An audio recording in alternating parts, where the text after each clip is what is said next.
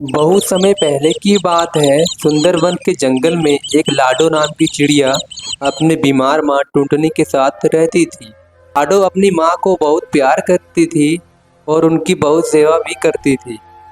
वह अपनी माँ को कोई काम नहीं करने देती थी। एक दिन लाडो रसोई में खाना बना रही थी, तभी उसे कहती है, अरे मेरी बच्ची ला, मैं खाना बना देती हूँ, नहीं तो तू स्कूल जाने के लिए लेट हो जाएगी। अरे माँ, आपके तो पैर में बहुत तेज दर्द हो रहा था ना, तो फिर आप यहाँ क्यों आ गई? जाइए, आप थोड़ा आराम कीजिए, मैं काम कर लूंगी। मेरी बच्ची अभी तो बहुत छोटी है ना, इसीलिए माँ के दर्द को नहीं समझ पाएगी। पर तू ये सब छोड़, ये मैं कर लूंगी। तू जाकर स्कूल के लिए तैयार हो जा। नहीं माँ, मैं आपको इस हालात में छोड़ कर नहीं जा सकती। देख बेटा, ऐसे जिद नहीं करते। पर माँ, मेरे जाने के बाद आपका ख्याल कौन रखेगा? आपको किसी चीज की जरूरत हुई तो? अरे मेरी लाडो रानी, तू कब इतनी बड़ी और सयानी हो गई? मैं बीमार जरूर हूँ, पर इतनी भी बीमार नहीं हूँ कि अपना काम ना कर सकूँ। अब तुम ये सब छोड़ो और स्कूल के लिए तैयार हो जाओ। ठीक है माँ, पर मेरी एक शर्त है। अगर मैं स्कूल जाऊंगी तो मैं आपकी सहेली मुन्नी कबूतरी आंटी को आपके पास छोड़कर जाऊंगी। ठीक है, तुम मुनी आंटी को बोल देना। टुनटुनी को तैयार करके स्कूल भेज देती है, पर लाडो का स्कूल में मन नहीं लगता है। उसे अपनी माँ की फिक्र होती रहती है और उसे डॉक्टर तोते की बात याद आती है जो उसने टुनटुनी से कही थी। बेटा लाडो, तुम्हारी माँ को एक बार दिल का दौरा पड़ चुका है। अब तुम्हें उनका बहुत ख्याल रखना होगा, क्योंकि अगर उन्हें फिर से दिल का दौरा पड़ा तो हम उन्हें खो देंगे। ठीक है अंकल, मैं उनका पूरा ख्याल रखूंगी और उन्हें हमेशा खुश रखूंगी। हाँ बेटा, यही एक तरीका है जिससे तुम अपनी माँ की जिंदगी बचा सकती हो। बाकी ये लो दवाइयाँ, तुम उन्हें समय समय पर खिलाती रहना। बेटा लाडो, तुम्हें भी बहुत हिम्मत रखनी होगी। हाँ डॉक्टर अंकल, कोशिश करूंगी और माँ का ख्याल रखूंगी। चुन्नी तोतन लाडो को हिलाती है। क्या हुआ लाडो?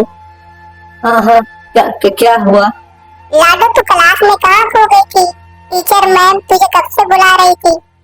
क्या बताऊँ चुन्नी, मैं बहुत टेंशन में हूँ। क्यों, क्या हुआ, मुझे बता। लाडो चुन्नी को पूरी कहानी सुनाती है। चुन्नी उसे हिम्मत बांधने को कहती है। तो हिम्मत मत हार, आंटी ठीक हो जाएंगी। और तू ही जब ऐसे कमजोर हो जाए, आंटी को कौन संभालेगा? तू सही कह रही है चुन्नी, पर डॉक्टर अंकल की बात मुझे भूलते नहीं है। मैं बार बार उसके बारे में सोचकर डर जाती हूँ। तू तो जानती है ना, मेरी माँ के अलावा मेरा इस दुनिया में कोई भी नहीं है। देख लाडो, मेरे मामा हरिपुर जंगल के बहुत बड़े दिल के डॉक्टर हैं। दूर दूर के मरीज उनके पास इलाज के लिए आते हैं। तू क्यों नहीं एक बार आंटी को उनके पास ले जाती? पर उनकी फीस बहुत हाई है। अब जब ये ठान लिया है कि माँ को पहले जैसा ठीक करना है, तो खर्चे से नहीं डरूंगी। मैं अपनी माँ को अच्छे से अच्छा इलाज करवाऊंगी और उन्हें बिल्कुल ठीक कर दूंगी। तुम मुझे अपने मामा का एड्रेस दे दो।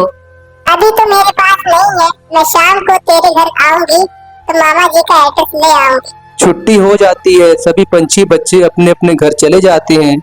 लाडो भी अपने घर आ जाती है। तभी मुन्नी आंटी उससे कहती है, बेटा लाडो, अच्छा हुआ तू आ गई। क्या हुआ आंटी, आप इतनी घबराई हुई क्यों हो? माँ ठीक तो है ना? नहीं लाडो, तेरी माँ ठीक नहीं है। तेरे जाने के बाद उन्हें उल्टियाँ ही उल्टियाँ हो रही थी। मैंने उन्हें डॉक्टर के पास ले जाना चाहा, लेकिन उन्होंने मना कर दिया। अब बेटी तू ही अपनी माँ को समझा। लाडो दौड़ते हुए अपनी माँ के कमरे में जाती है। टुनटुनी अपने बेड पर बीमार पड़ी थी। वो अभी भी उल्टियाँ किए जा रही थी। लाडो अपनी माँ को इस हालत में देखकर बहुत डर जाती है। माँ माँ, आप क्यों नहीं किसी की सुनती? जब आपको उल्टियाँ हो रही है तो मुन्नी आंटी के साथ दवाई लेने के लिए क्यों नहीं गई? बेटी लाडो, तू खामोखा परेशान हो रही है।